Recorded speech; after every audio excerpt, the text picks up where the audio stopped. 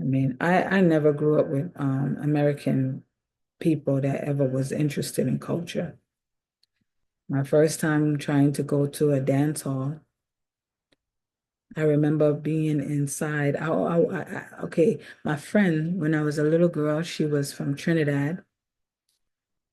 Her mother was from Barbados, and her father was from Jamaica. We were best friends.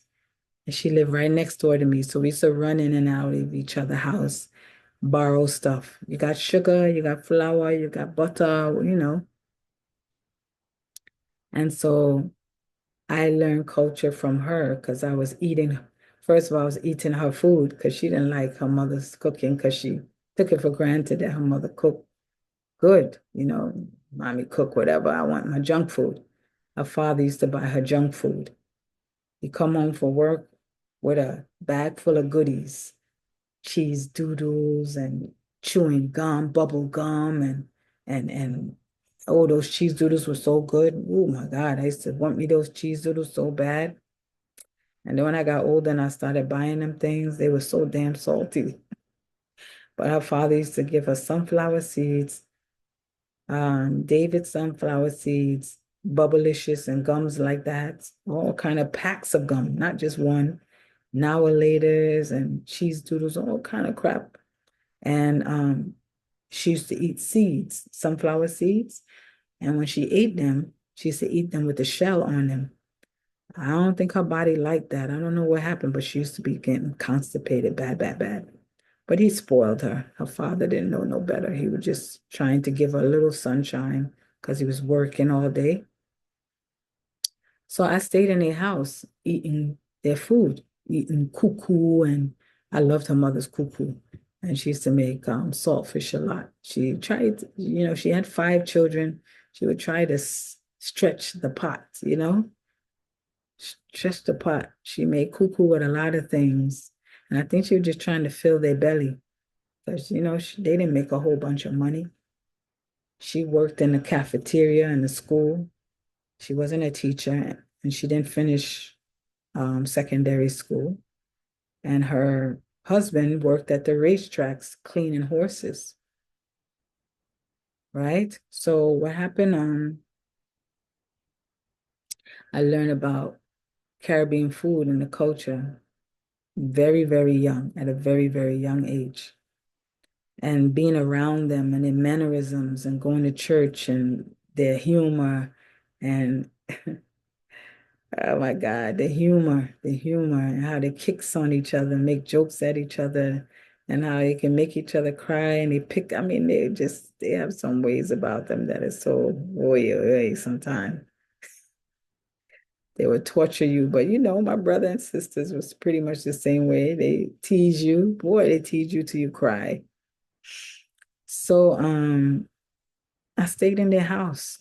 I got to try stuff like black cake and sweet bread, all of those sweet things, and her mom's cooking. So I used to try to get recipes as a young girl, and I used to be in my mother's kitchen trying to make stuff. Oh my God, I remember the times when I first tried to make dumpling, Caribbean dumpling. They make it with flour and they make it with a little, well, I didn't know this. I didn't know this then, but this is the key. You must put a little cornmeal inside your flour. I didn't know that before, and I learned how to make a perfect dumpling. So what happens is that the water, when I'm making a dumpling that go inside my soup, I would put cold water in that one. Yes. And I will put like, was it like if I have like say if you put a cup of flour, I will put like about a quarter cup of cornmeal. Some people may put more. And the water that I mix the dough with, I will put the salt and the sugar in that water. I'm not going to put it in the flour. I'm going to salt and sugar up the water. And the sugar is not plenty, it's just enough to balance out the salt, just enough where it even it out. And you add that.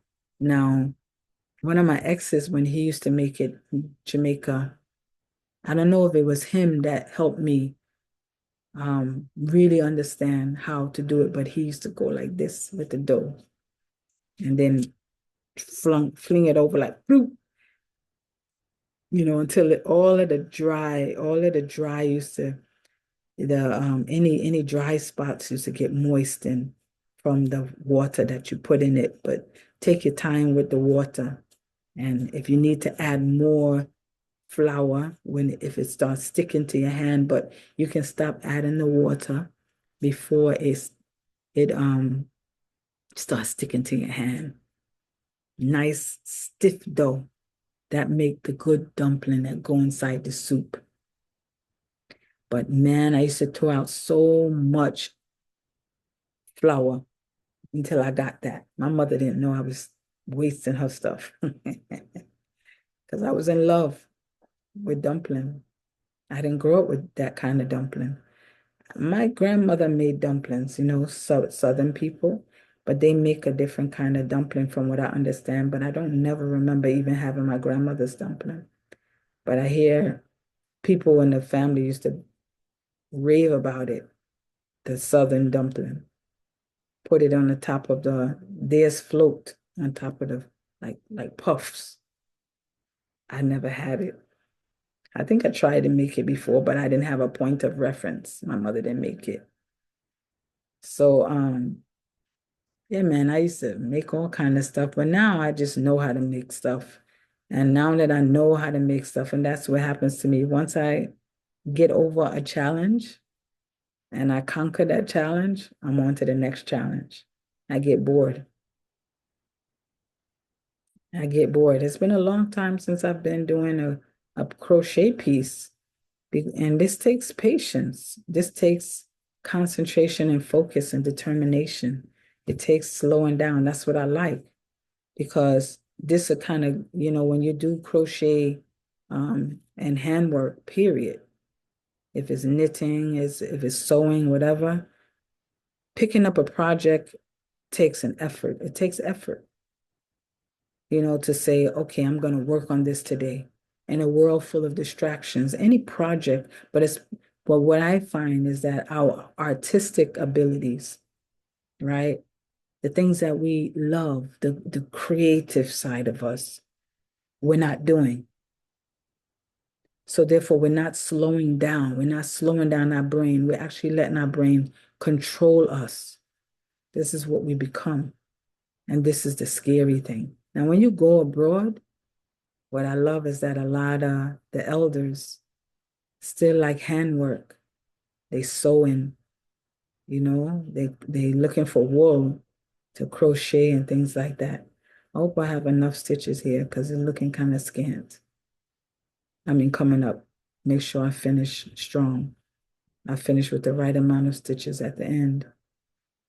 So yeah, but that's the thing about crochet, it's making me feel like, okay, good.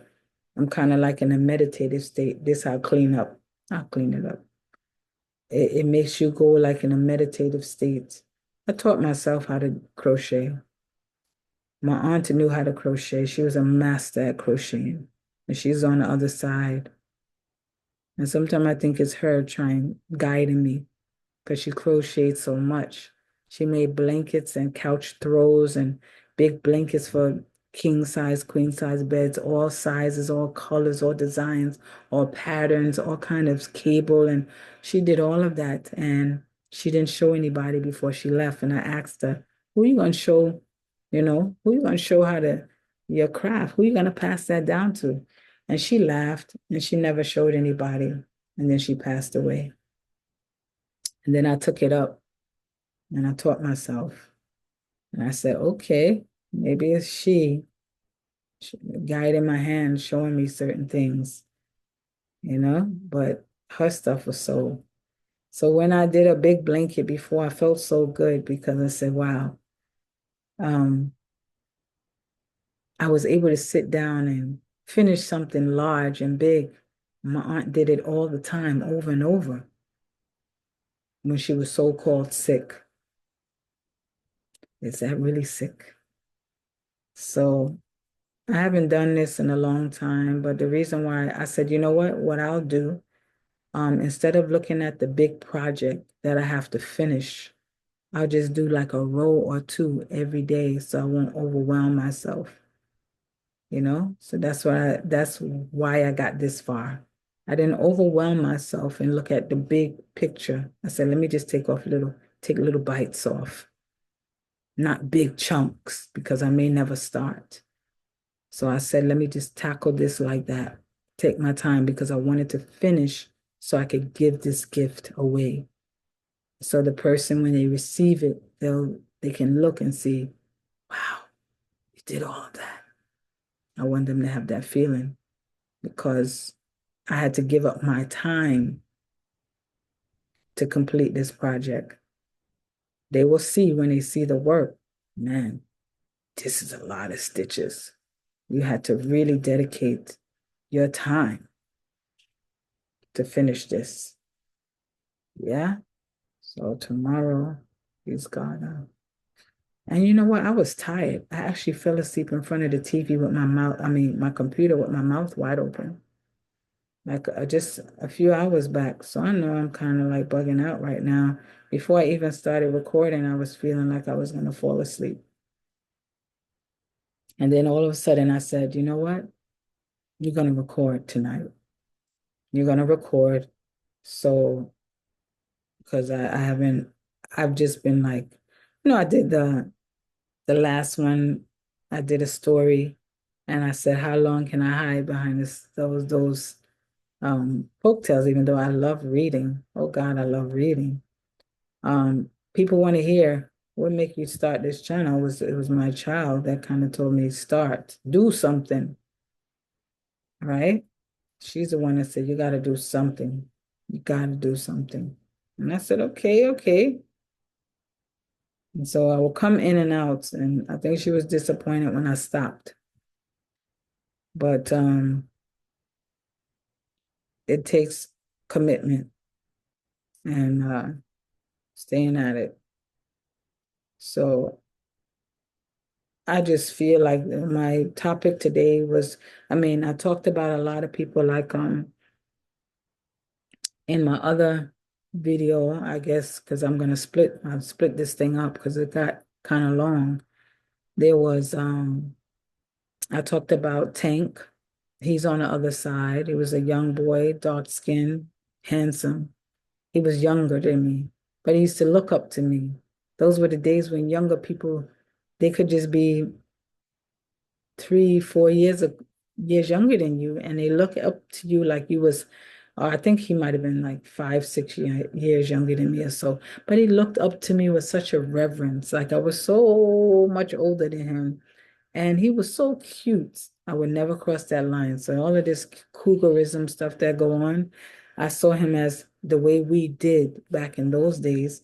We understood there was a barrier, a pretty visible barrier where even if there was the groups of kids, like even our cousins, we separated into groups, like the older ones, the middle age, the younger ones. And the younger ones looked up to the older ones. And even to this day, it's still a certain ones that hang out. We still have that hierarchy. We all don't have that no more. Those who've lost touch with that's our culture. So this boy looked up to me just like I looked up to people that was just 2, 3 years older than me, like they were much older than me. It wasn't until I got older I realized they wasn't that. That's just how we were raised to respect those older that were older than you. Now the ones that were older than us wasn't always wise. They weren't always worthy of looking up to. Uh-huh. They were like little demons. We had one particular girl, I always remember her because she was the one who introduced me to, I mean, my mother smoked and my sister smoked and then my brother smoked. So it was 3 people smoking in the house at one point. At one point, my sister wasn't there, so it was 2 other people smoking in the house, and I wasn't a smoker. And there was this one girl, Sharon, she was a smoker. I never forget Sharon. Thank you, Sharon. She was, I think, like, let me see. I won't say she was 16. Let's say she was like 14. Because she wasn't as old as my sisters. And she was like 14 and I was 11. And she took a whole bunch of us young people into the staircase and gave us cigarettes, made us smoke cigarettes in the staircase. And guess what the demon did? I would say the demon, the wicked soul. She also came equipped with the peppermints, the mint. Yes, so we would cover up the smell on our breath of cigarettes. Imagine that. Thank God I didn't like the taste, but cigarette smoking was in my family. Thank God I didn't like the taste. Thank God I wasn't curious enough and I thought it was so cool that I kept going. Some people didn't even like the taste neither, but they thought it looked cool smoking. So I never graduated into that nasty habit, praise God. But Sharon went on to bigger things like crack and prostitution. So I don't have to wish her anything, but yeah, some of the other girls who was on the stairs went on to prostitution and drugs. But I was always in search of culture. So when I got away, I remember when I was 16, I realized we didn't have nothing to do in our community. It was a lot of just us hanging around. They stopped all these programs. They stopped doing shows, letting us do talent shows. They stopped sports and all these different activities they used to give to us in the community center. And I actually sat down with the tenant association. I had a meeting. I called a meeting and I wanted to know what's going on in the community, like what's going on, why did they cut the programs? I met with this Black woman. I think the man was Mr. Harvey or Harley, and the woman Miss Dayton. I know her because she admired me. She admired my just my stance. But they said it was politics.